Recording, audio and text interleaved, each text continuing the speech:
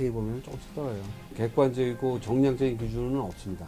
병명 자체가 이제 원인을 모른다는 거에서 붙여진 이름이죠. 저는 성균관의대 삼성서울병원 신경외과에 주임 교수로 근무하고 있는 이정일입니다. 오늘은 손떨림과 수술적 치료에 대하여 말씀드리도록 하겠습니다.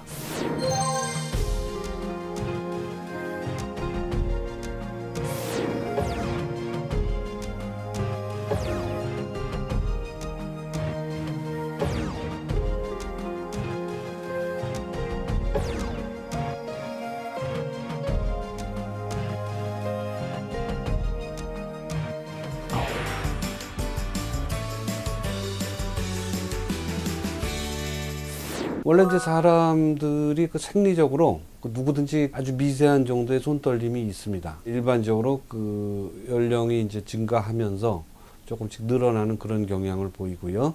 또 이제 질병이나 다른 외부적인 요인에 의해서 이제 발생할 수가 있습니다. 그래서 질병에 의하여 발생하는 경우 대표적으로 알려져 있는 게 본태성 진전이라는 병하고요. 파킨슨 병이 이제 대표적인 질병이 되겠습니다. 그 이외에도 무슨 외상이라든지 뇌졸중이라든지 우리나라 사람들한테 흔하지는 않지만 다발성 경화증이라든지 이런 다양한 질환에 의하여 손떨림이 그 질환의 증상으로 나타날 수가 있습니다.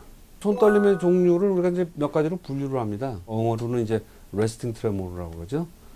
정지 상태에서 발생하는 이제 트레모가 진전이 있고, 그 다음에 뭔가 이제 동작이나 자세를 취할 경우에 나오는 떨림이 있습니다. 이제 자세나 동작을 취할 때 나오는 것 중에서 이제 어떤 체위를 취할 때 나타나는 체위성 떨림이 있겠고, 능동적으로 어떤 움직임이 있을 때 그때 나타나는 떨림이 있겠고, 특정 체위나 동작을 하지 않더라도 일정하게 근육의 긴장도를 유지할 때 발생하는 떨림, 이렇게 여러 종류로 이제 나누게 됩니다.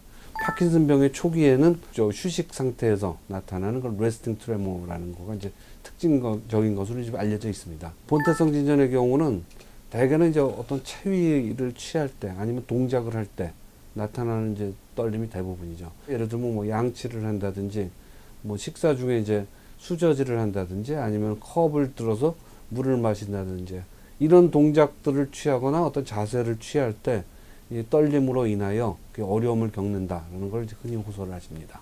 그 정도가 심해져서 뭔가 문제를 일으킬 때 그때 이제 병원을 찾게 되는 거죠. 주관적인 기준은 환자별로 다 다르죠. 그래서 우리가 혈압이 얼마 이상 되면 혈압약을 먹어야 된다 하는 것처럼 객관적이고 정량적인 기준은 없습니다. 병원을 찾는 이유는 대개 두 가지입니다. 하나는 떨리는 게 심해져서 일상생활에 지장이 있어요. 그래서 예를 들면 뭐 양치를 한다든지, 뭐 물을 마신다든지, 글씨를 쓴다든지, 단추를 꿰고 하는 이런 동작을 한다든지, 손 떨리는 것 때문에 이런 일상생활에 필요한 이제 동작이나 업무 수행을 못할 정도로 그렇게 심해진 사람들이 있습니다. 근데 그런 분들은 이제 당연히 병원에 가서 그거를 치료할 방법을 이제 찾게 되겠죠. 그리고 또 한 경우는 사회생활을 하면서 자꾸 이제 남들의 이목에 뜨이고 남들의 시선을 끌게 되고 그러는 것 때문에 그거를 이제 굉장히 사회생활 하시는데 어려움 겪는 분들이 있습니다. 이제 그런 분들이 이제 치료의 대상이 되겠죠. 파킨슨 병이라든지, 뭐 외상이라든지, 뭐 알코올 중독이라든지, 뭐 이런 여러 가지 다른 원인의 2차적으로 나는 경우는 물론 그 1차적인 원인은 우리가 예방하고 진행하지 않도록 하는 이제 그런 조치가 필요하겠고요.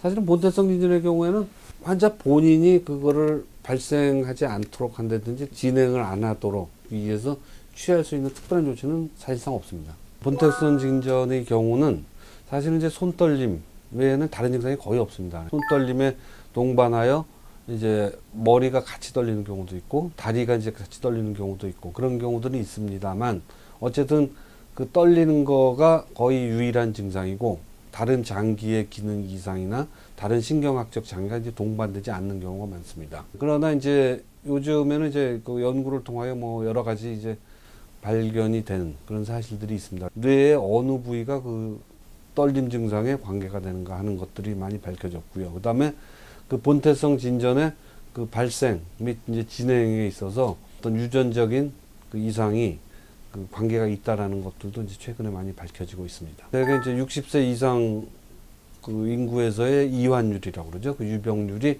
한 이제 4% 내지 5% 정도 되는 비교적 아주 흔한 질환입니다. 가족력이 있는 사람들은 조금 더 빠른 연령에서 발생할 수가 있겠습니다. 본태성 진전은 MRI 같은 영상 검사에서는 되게 이상 소견이 나타나지는 않습니다. 기본적으로는 이제 환자의 병력을 들어보고 이학적 검사를 해서 손떨림 외에 다른 이상 증상이나 신경학적 장애가 있는지 확인을 해야 되겠습니다. 그 다음에 그 MRI 검사를 해서 손떨림을 유발할 수 있는 다른 2차적인 원인들이 있을 수 있는지 그거를 이제 확인해서 그런 게 없음을 확인하고 본태성 진전을 이제 진단하게 되겠습니다. 본태성 진전의 1차적인 치료는 이제 약물 치료가 되겠죠. 효과가 있다고 뚜렷이 증명된 약물이 대개 두 가지 계통이 있습니다. 하나는 이제 그 항경련제 계통이고요. 가장 많이 쓰이는 약제는 이제 그 베타 차단제가 많이 쓰입니다. 그 약제는 원래는 그 고혈압을 이제 조절하기 위해서 썼던 약제이고, 부작용으로는 심장박동이 느려진다든지 저혈당증이 온다든지 하는 그런 문제가 있을 수가 있습니다. 대부분의 환자에서는 그게 만족스러운 정도로 치료되지 않는 경우가 많습니다. 이런 약물에 반응하는 경우는 약 한 전체 환자의 한 50% 정도, 50% 내외이고, 그 나머지 이제 50%의 환자가 이제 잠재적으로 그 수술적 치료의 대상이 되겠습니다. 그 약물이 원인적으로 신경계의 균형을 더러 잡아주는 것은 아니기 때문에 그 약을 먹을 때만 이제 증상이 완화되는 거고, 그 약을 먹다가 중단하게 되면 다시 이제 원래 증상이 나타나게 되는 경우가 이제 대부분이겠습니다. 가장 오래된 방법은 그 병소 제작술이라고 하는 방법입니다. 뇌의 그 떨림과 관계되는 특정 부위를 기능을 이제 마비시키는 그런 치료이죠. 전극을 뇌의 깊은 부분에다가 이제 삽입을 합니다. 거기다 고주파를 흘려주게 되면 그 고주파에 의해서 이제 열이 발생합니다. 그래서 전극이 위치한 주위의 뇌 조직이 그 열에 의하여 변성돼서 기능을 잃게 됩니다. 이게 이제 고주파에 의한 그 병소 제작술입니다. 감마나이프라는 그 방사선 치료 장비를 이용하는 게 이제 대표적인 겁니다. 방사선을 아주 좁은 부위에다만 집중적으로 방사선을 쪼이게 됩니다. 그럼 그 조직이 그 방사선에 의한 손상을 받고 기능을 잃게 됩니다. 고주파를 이용해서 그 조직을 괴사시키는 그런 거와 같은 이제 효과를 얻게 되는 게 이제 감마나이프의 방사선 치료고요. 지금 현재 표준적인 방법이라고 할 수 있는 뇌심부 자극술이라는 방법입니다. 전극을 머릿속에 이식을 합니다. 그 전극과 연결된 그 배터리, 전지를 몸에 지닌 채로 이제 생활을 하게 되는 거고요.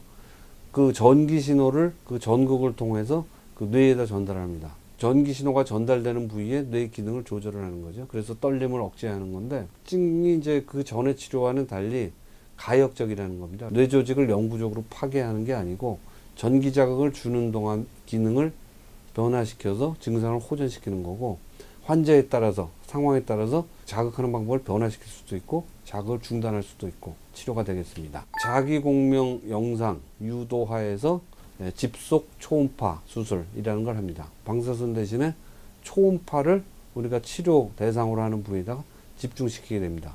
그래서 이 초음파에 의하여 전달된 에너지가 뇌 조직의 온도를 조금 올리게 됩니다. 온도가 어느 이상 올라가게 되면은 그 뇌 조직은 완전히 기능을 영구적으로 잃게 됩니다. 가장 최근에 그 도입이 된 방법입니다. MR 영상만 얻어서 그 영상에서 우리가 초음파를 쏘아주는 부위를 설정해서 쏘게 되니까 소위 말해서 비침습적인 방법입니다. 그래서 전신 마취가 필요 없고 피부 절개가 필요 없고 두개골 절개가 필요 없고 몸에 이물질을 삽입하거나 이식할 필요가 없습니다. 감마나이프로 방사선을 쪼일 때는 그 방사선의 효과가 바로 나타나지는 않습니다. 현장에서 치료 효과나 합병증을 확인할 수가 없어요. 몇 주, 몇 달, 길게는 몇 년이 지나서도 합병증이 생기는 경우들이 있습니다.